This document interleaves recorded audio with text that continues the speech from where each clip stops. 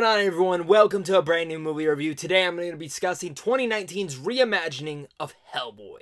If you guys are new here, well, consider hitting that like and subscribe button for tons of early movie reviews and geeky content like this. Plus, you guys can also go over to Sandwich on Films for ways to see movies early. Chalk it up. I'm a big Hellboy fan. I love the original Del Toro movies. I think there were some of the best parts of watching them as a child, and I just really appreciate the graphic novels and in the character Hellboy in general in this world that is so fleshed out from those movies and the graphic novel. I'm a big fan. Like I said, I got both movies. I got the cartoon movies. I've always been a big fan of it, and after I heard that Del Toro wasn't going to get his third initial film into the series, they announced this brand new R-rated reimagining of the film, and I got a little tedious, but I was like, let me see who's going to be involved. You got Neil Marshall coming in to direct. I think he's done a great job with, say, The Descent and some of the great episodes of Game of Thrones, so I was pumped on that part. Then you chalk it up that David Harbour is going to be taking over the title character of Hellboy. Got me a little bit more excited. I love David Harbour's charm from Stranger Things and any of the smaller things that he does pop in some other people like Ian McShane in here,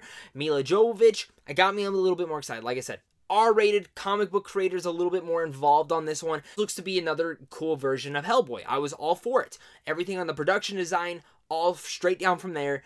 I was excited for it. And I was wanting the Del Toro version, but if I'm not going to get that, I at least want more versions of Hellboy on the big screen. As the trailer came out, I liked it. Wasn't in love with it. Second trailer came out. Liked it a little bit more. Still wasn't in love with it. Now I have seen the brand new 2019 version of Hellboy, and I gotta say, I am so disappointed in this movie. In fact, I'm like utterly sad to be saying this. I might go as far as to say this is probably one of the worst films I've actually seen this year as well. Looking at this movie though, I felt I cannot compare it to the original Del Toro versions. I need to try my best not to. So within this review, do understand, I'm gonna try my best not to compare it to those versions. It's not fair to the movie. I even went in with that mindset, but as I was watching it and a lot of my comments started popping up, I did start comparing it to the Del Toro version because that is something that I just went through and rewatched and just kind of got back into the feel to and how much potential this movie truly had. I think the easiest way to start with this review is to just kind of go into my pros. What are my main pros for this? What things did I really like about this film? In fact, some of the few minor things that I really liked about it was David Harbour as Hellboy. I thought he was charming. I thought he was probably one of the most charming things about this film. I liked him in the role, and I think even in a better movie, he would have done better. I saw Sasha Lane in here playing Alicia Monaghan, who I really liked her character. Again, one of the most charming aspects of the film was her. Dae Kim's even good in the role as well. I can truly say that some of the demon designs towards the later half in the film were really cool to see. I mean, don't get me wrong, like they looked like really unique, and some of the creature designs that they moved around, the way that they moved around, I was kind of all for it. Of course, going into a Hellboy film, you're expecting some badass action scenes, which from the original Del Toro films, those action scenes actually pretty much hold up still and are pretty badass. And I was kind of going into this thinking, okay, rated R, we're going to get some cool action scenes, and definitely there are some solid, very cool, visually, not stunning, but visually, there's some cool action scenes in here. In particular, two of the main ones that I am talking about is one that involves giants earlier in the film, and the very last action scene before the ending credits, which I thought was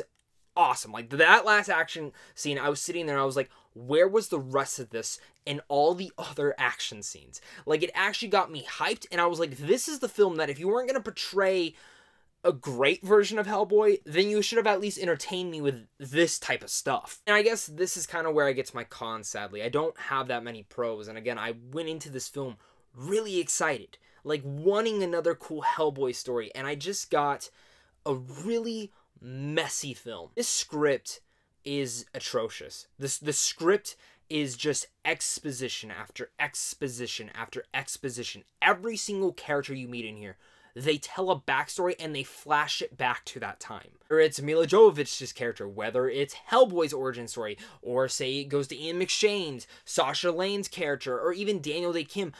Every single character in here pretty much gets a little backstory to it. And I just, every time it came up the exposition, I was like, okay, here's another exposition scene. Oh, here's another one. And sometimes they're just sitting there spewing and talking exposition constantly.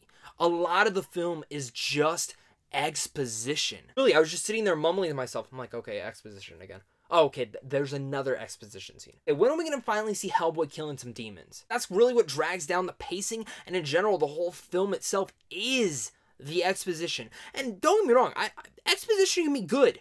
when it's actually good dialogue. The dialogue for this exposition was not clever, and in fact, very just boring and typical. It felt like a very first draft of a script that they just wrote and they're like, hey, it's good. It's what dragged down the film because there really is not a lot of action sequences in here. It's people walking, tons of dead bodies, exposition scene of what happened here. Okay, walking, tons of dead bodies, exposition scene of what happened here.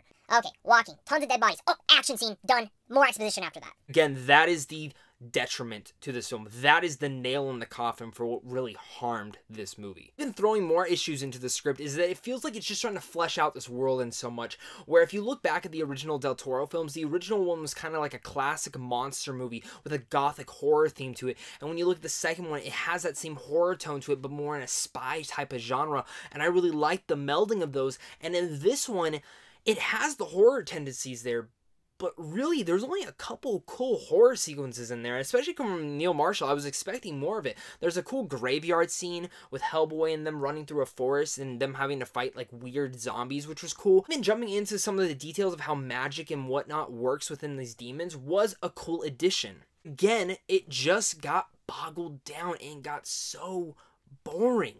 I need action in every scene.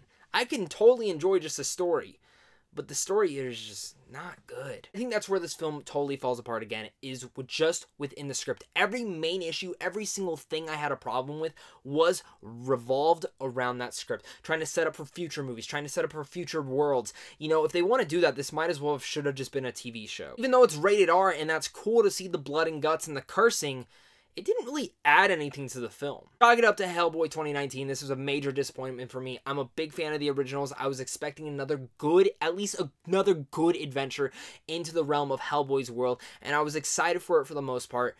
And I walked out super disappointed and really just boggled by how bad this movie was. Expected a lot more, and I'm like really sad saying how much I didn't like this movie. With all that said, I'm gonna give Hellboy a D.